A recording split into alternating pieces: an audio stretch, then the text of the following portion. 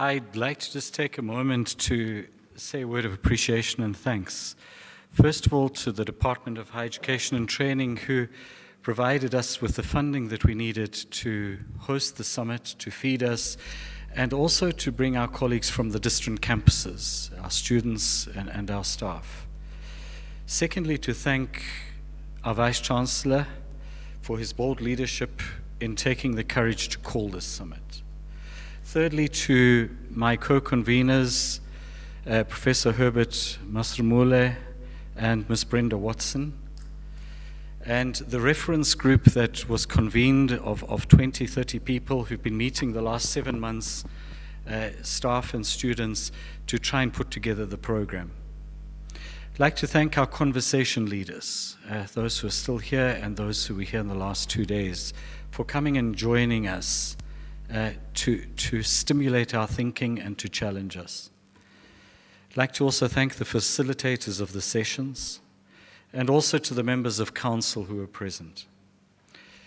I'd like in a particular way to thank the presenters who put their hands up, staff and students, to do presentations for the parallel sessions.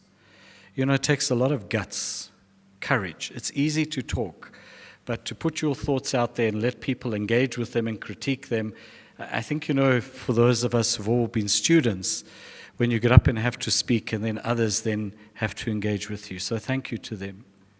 Thank you to those who did the sound, video, our photographers, the caterers for the food, to our student helpers, to those who did the landscaping for us, and of course those who checked that we had the blue bands on to come in and come out of the summit. Thank you to the media who've been present the last days. There was a few media houses here, the Mail and Guardian, and we appreciate that they take the time to take our story out there in a way that we have no control over. They hear, they listen, they report. And I think that's really important, that the different voices in the university are heard and we engage with each other around that.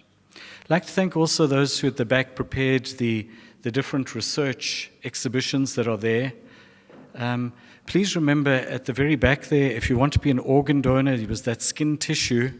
I don't know if you give blood, maybe you're scared of blood, but besides giving blood, if you're young and healthy, you can donate your body to save somebody else's life. And they ask that we announce that we're constantly looking for organ donors.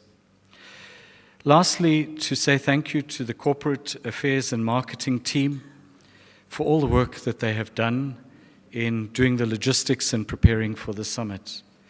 And lastly, to all of you, our participants, thank you so much. Let us see, as the Vice-Chancellor said, that we keep the conversations going in the faculties, among our students. Let the voices be heard. Let there be change. Thank you so much, and travel safely home.